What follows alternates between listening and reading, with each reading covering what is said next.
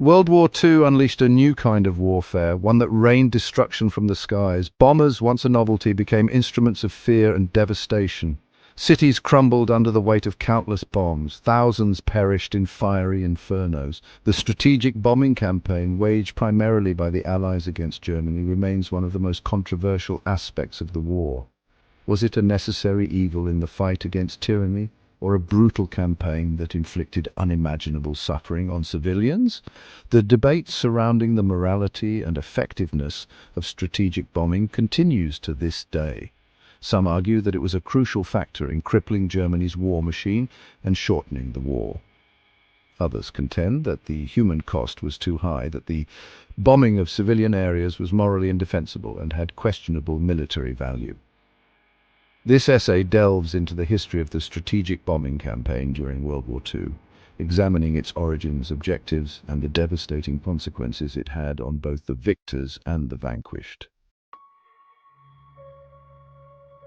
In the early years of the war, Germany's military might seem unstoppable. The Wehrmacht, Hitler's formidable war machine, swept across Europe, crushing opposition in its path.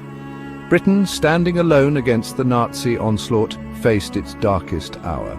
The fall of France in 1940 left Britain vulnerable to invasion. With its army crippled after the evacuation at Dunkirk, Britain had limited options for striking back at Germany. It was in this desperate context that the idea of strategic bombing took hold. Bombing offered a way to take the fight to the enemy, to strike at the heart of Germany's industrial and military power. Prime Minister Winston Churchill, a staunch advocate for air power, saw bombing as a way to break the stalemate and ultimately achieve victory. Thus began a relentless campaign of aerial bombardment that would last for the duration of the war. Transforming the Royal Air Force into a force capable of waging a sustained bombing campaign was a monumental task. It required a massive investment of resources, manpower, and industrial capacity. Factories worked around the clock, churning out bombers like the Avro Lancaster and Handley Page Halifax. These heavy bombers, capable of carrying enormous bomb loads over vast distances, became the backbone of bomber command. Training crews to fly these complex aircraft was another immense challenge. Young men, many barely out of their teens, volunteered in droves, eager to do their part for their country. They faced grueling training regimens and the constant threat of death.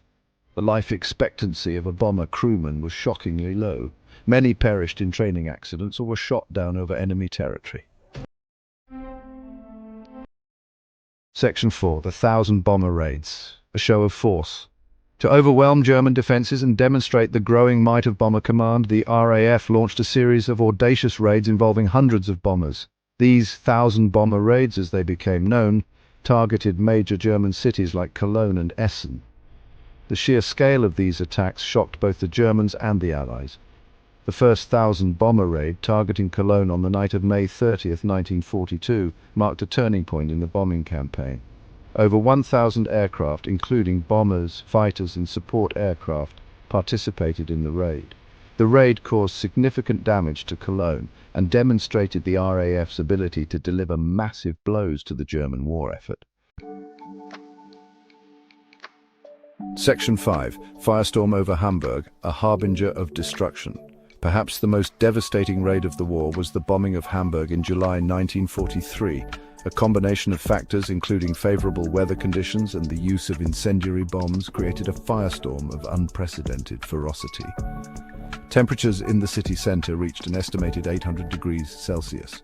Asphalt streets melted, and people suffocated in superheated air. The Hamburg firestorm killed an estimated 40,000 people and left over 1 million homeless.